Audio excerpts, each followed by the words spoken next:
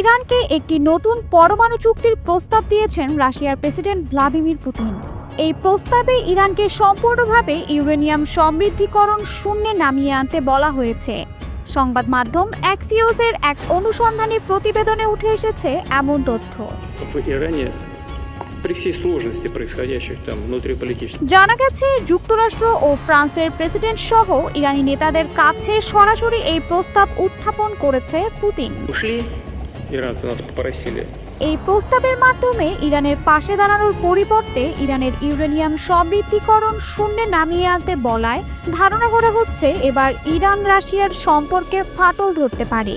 কারণ যেহেতু দুই দেশই মার্কিন যুক্তরাষ্ট্রের শত্রু তালিকায়, তাই ধারণা করা হয়েছিল ইরানের পাশে থাকবে রাশিয়া। প্রস্তাবটি এমন এক সময়ে এলো যখন ইরানের পরমাণু কর্মসূচি নিয়ে আন্তর্জাতিক উত্তেজনা আবারও চরমে। বিশেষ করে ইসরায়েল ও যুক্তরাষ্ট্রের সাম্প্রতিক যৌথ হামলায় ইরানের বেশ কয়েকটি পরমাণু স্থাপনা বেশ ক্ষতিগ্রস্ত হয়েছে। যদিও ইরানের সকল সমৃদ্ধ ইউরেনিয়াম ধ্বংস করতে পারেনি এই হামলা, তবে ইরানের কোনো সেন্ট্রিফিউজ টিকে আছে কিনা সে ব্যাপারে এখনো কিছু নিশ্চিত জানা যায়নি।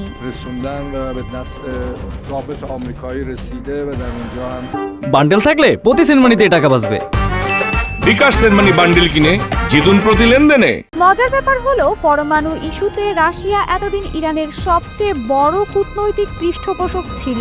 আন্তর্জাতিক মঞ্চে সবসময়ই ইরানের ইউরেনিয়াম সমৃদ্ধির অধিকারকে সমর্থন করে এসেছে রাশিয়া। কিন্তু সেই অবস্থান পাল্টে গোপনে শূন্য সমৃদ্ধিকরণ চুক্তির পক্ষে অবস্থান নিচ্ছেন পুতিন। 3 ইউরোপীয় ও একজন ইসরায়েলি কর্মকর্তার বরাতে ওই প্রতিবেদনে বলা হয়েছে, মস্কো ইরানকে কূটনৈতিকভাবে উৎসাহ দিচ্ছে যাতে তারা এই শর্ত মেনে নেয়। পুতিনের এই অবস্থান ইসরায়েল সরকারকে জানিয়ে দিয়েছে রাশিয়া। এক জ্যেষ্ঠ ইসরায়েলি কর্মকর্তা বলেন, আমরা নিশ্চিত যে পুতিন ইরানিদের ইউরেনিয়াম সমৃদ্ধিকরণ একেবারে বন্ধ করতে বলেছেন।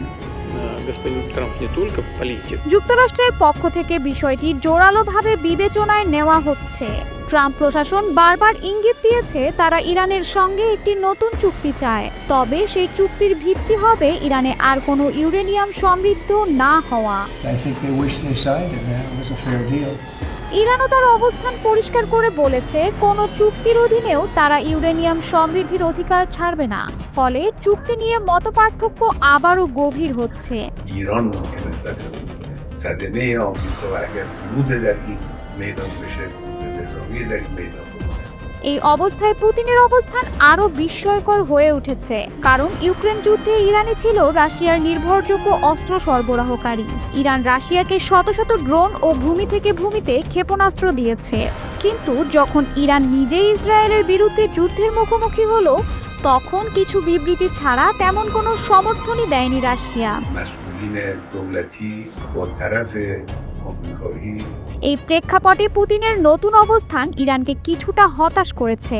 এক ইউরোপীয় কর্মকর্তা জানান, পুতিন চেয়েছেন ইরান যেন মার্কিনদের সঙ্গে আলোচনায় বসতে রাজি হয় এবং তাতে সুবিধা পেতে শূন্য সমৃদ্ধিকরণ গ্রহণ করে। কিন্তু ইরান স্পষ্ট জানিয়ে দিয়েছে তারা এই প্রস্তাব কখনো মানবে না। তবে রাশিয়া স্পষ্ট করেছে, যদি কোনো চুক্তি হয় তারা ইরানের সব উচ্চমাত্রার ইউরেনিয়াম তুলে নিতে প্রস্তুত। তারা এমনকি প্রতিশ্রুতি দিয়েছে পারমাণবিক বিদ্যুৎ কেন্দ্রের জন্য ইরানকে 3.67% মাত্রার ইউরেনিয়াম সরবরাহ করবে তারা, এবং 20% ইউরেনিয়াম দিবে গবেষণা চুল্লি ও চিকিৎসা সংক্রান্ত নিউক্লিয়ার আইসোটোপ তৈরির জন্য। এদিকে হোয়াইট হাউসের বিশেষ দূত স্টিভ উইটকফ ইরানের পররাষ্ট্রমন্ত্রী আব্বাস আরাকচির সঙ্গে নতুন করে আলোচনার শুরুর চেষ্টা চালাচ্ছেন। প্রথমে উভয় পক্ষের মধ্যে অসলোতে বৈঠকের পরিকল্পনা থাকলেও এখন সে পরিকল্পনা স্থগিত হয়েছে। সব মিলিয়ে রাশিয়ার অবস্থান বদলে যাওয়ায় ইরান ও যুক্তরাষ্ট্র দুই পক্ষই নতুন করে হিসাব নিকাশে যাচ্ছে। সামনে কোনো চুক্তি হলে শূন্য সমৃদ্ধিকরণই হতে পারে সবচেয়ে বিতর্কিত ও গুরুত্বপূর্ণ বিষয়।